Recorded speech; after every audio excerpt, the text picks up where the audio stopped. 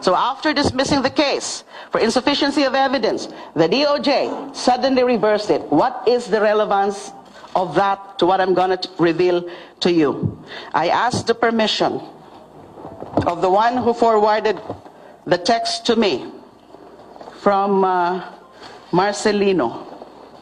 The texts were sent to this other cell phone of mine. Kasi halos hindi ko na nga ito gagamitin eh. Sisirain ko na to. Pinipreserve ko lang yung mga messages for whatever purpose it may serve. Okay. Hindi ibig sabihin, don't take it literally. Alright. Now, basta, I got messages from a common acquaintance. You know, for his protection, I cannot reveal who he is. But I got 2 messages from my source forwarding.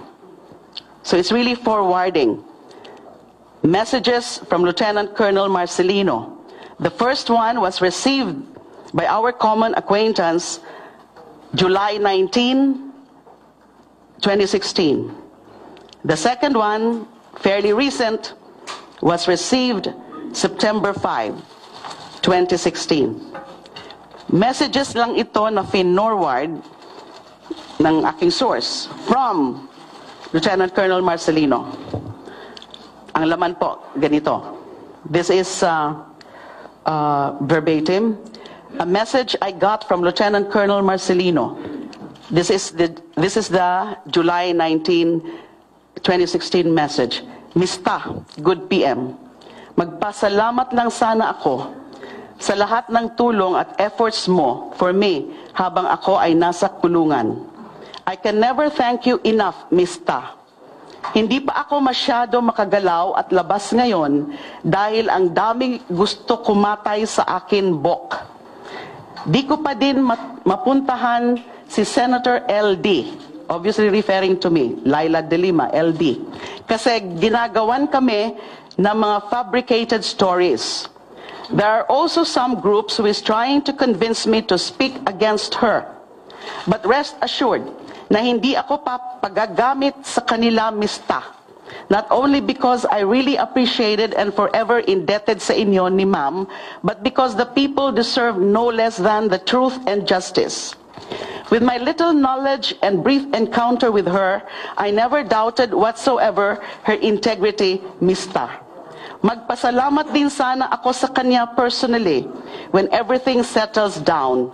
Ingat lagi and maraming salamat uli, Mista. That was July 19.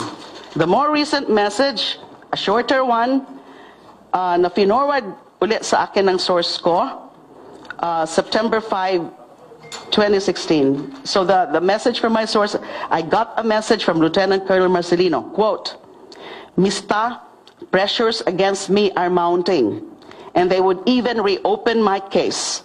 But rest assured that I will never give in to them, Mista. Please tell Senator L to keep faith and be strong. I want people to know that these things are happening now.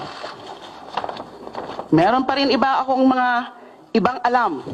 Hindi lang ako nakakakuha pa ng clearance from them kung pwede ko na rin i-disclose sa inyo. Through our common acquaintance kanina, nung nabasa ko nga po itong media report na ito, when I woke up this morning, na-reverse na yung kaso against Colonel Marcelino, I immediately texted our common acquaintance and asked him of Colonel Marcelino to disclose what he texted to me. He forwarded through you to me. Acquaintance namin na pwede daw. Although out of reach by anyone ngayon siya, apparently because siguro nalaman na niya to, na mag-i-issue na sila ng warrants of arrest. He is secretly, privately communicating with me po. That's the situation now. As I said, meron pa hong ilang mga similar cases.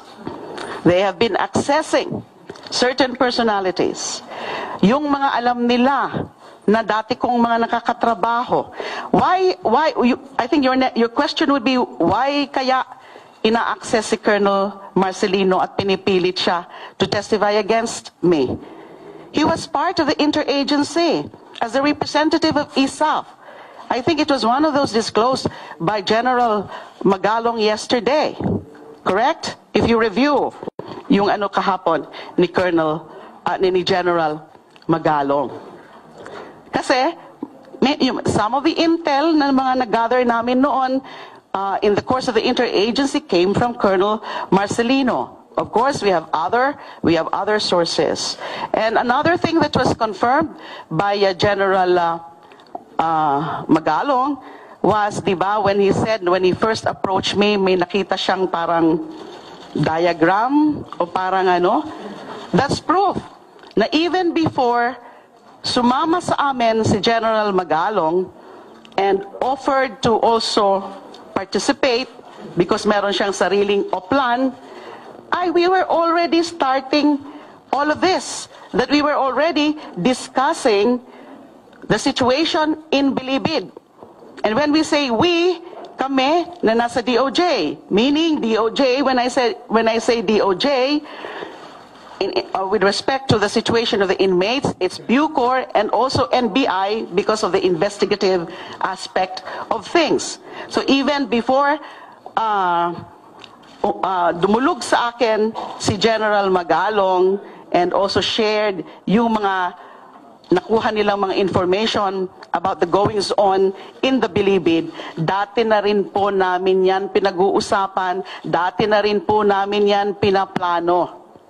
It is an interagency operation. Now, on the point na during the final implementation of the raid, hindi nakasali si General Magalong and his group, CIDG. May explanation po dyan. Although let me make it clear na hindi po accurate yung parang nagiging impression na naging etchapwera yung PNP. I think nasabi rin yan ni General Magalong na during the final implementation, aside from NBI, aside from Bucor, and then PIDEA, although yung mga use of K9, PNP was involved. NCRPO and other select units of PNP plus SAF. Nakalimutan lang banggitin ni General Magalong kahapon na may SAF. But I remember he mentioned select units of PNP and NCRPO. So, it's not true that PNP was out of the operations simply because CIDG under General Magalong then ay finally hindi kasama. But the whole operation, ang lead agency was still DOJ through NBI and Bucor. And that is one of the reasons kung bakit ultimately hindi ko ma-adapt yung pinopropose ni General Magalong na oplan na he said something about volunteering to be ground commander. I could not do that, especially when I discussed it already with kina Villasanta and also Bukayo. Na since this Bucor is under DOJ, kailangan ang lead is really DOJ through Bucor and NBI. So kung ang